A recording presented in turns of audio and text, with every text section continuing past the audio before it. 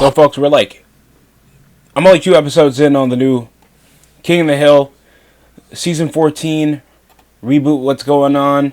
I'll get my first impressions video out soon, but right now let's go over the NFL news. Keenen Allen recently has returned to his favorite franchise, the Los Angeles Chargers, after recent injuries. Injuries kind of stunted momentum for off-season circumstances involving the Los Angeles Chargers, especially with Najee Harris's injury woes not being in full detail in any of this. Also, Teddy Bridgewater. Yes, Teddy Bridgewater, recently retired quarterback, returns to the the Tampa Bay Buccaneers. Quandre Diggs is also signed over a new contract over with the Tennessee Titans. Some of these are probably elaborate signings to probably spark up rotationary shifts, and somehow the Cleveland Browns also signed a new quarterback, even though we already have a 4-quarterback battle involving 2 rookie quarterbacks. 1 third round, 1 late round around the 5th. Joe Flacco and Kenny Pickett. Apparently, we need to increase the competition. The more they say, the merrier, apparently. For some reason. Somehow Dylan Gabriel doesn't push over the starting spot, but they did confirm over in the official Instagram that week 1 of preseason will have Shedeur Sanders starting. So hopefully he's turning heads after going so late into the NFL draft. But Tyler Huntley, reportedly a 10-year quarterback. He's also a former Pro Bowler. That's shocking to bring up when he played the second half of the 2023 NFL season and he won Pro Bowl. And he's shown to be an exceptional pocket passer around motion. Not incredibly fast, but he can obviously get good reads out there. So I'm sure that's more of a situational pick to see if injury will kind of push over. But I think this is just cut day pressure around the preseason before we start over the NFL season. It is already early August, folks. So I'm sure some of these situational signings push over for late depth pieces, especially around the running back position. But this could be also just competitive edge pushing over for the Cleveland Browns, in my opinion. But also the concern for Los Angeles involving the Chargers, if their expectations are still going to be push come to sub, knowing that Jaquez Jackson's got an edge over for a new starting spot, picking up Keenan Allen recently. Just a lot of expectations out of nowhere now.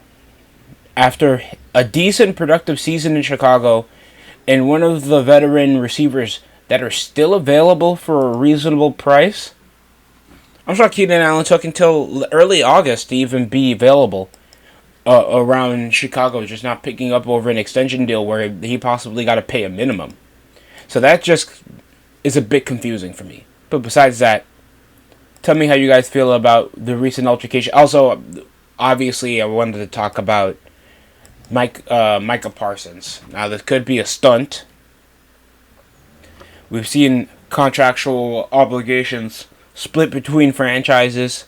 We're trying to push over a trade request scare to probably access more money with the Cowboys.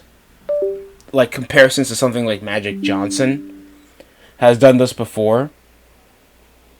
But knowing Micah Parsons is still possibly in good runnings, and they're probably not going to cut him off his contract, this could be just a tactic to just exploit more money involving anybody over in the front office willing to still pay Micah Parsons, knowing his contract right now is the most accessible, but he's not really that much of a world breaker when it comes to all around tackles.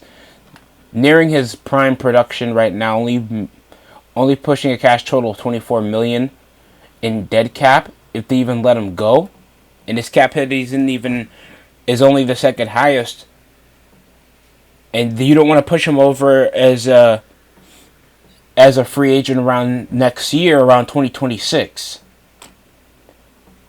And being your most notable pass rusher is playing out of position, knowing his frame, and he can still put up Pro Bowling numbers at time.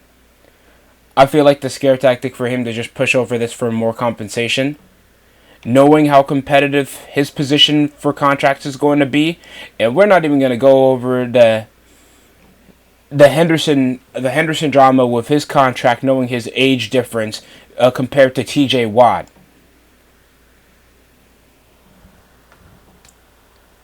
So already pushing you over a base contract for rookie deal, and you're still trying to push over to, I bet he wants at least 40 to 50 million around the time he hits 32.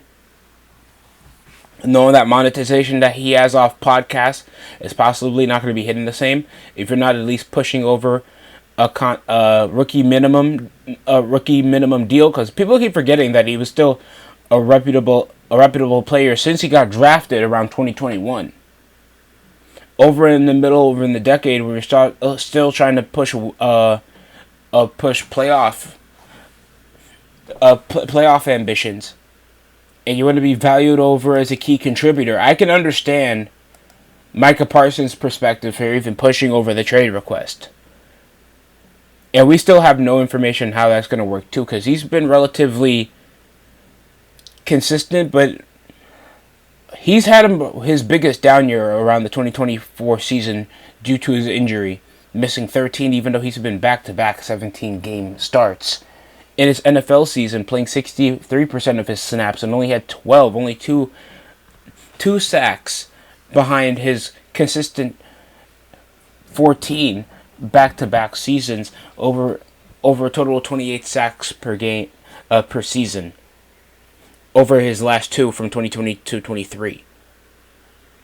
So I gotta understand he's trying to press over his value of consistency.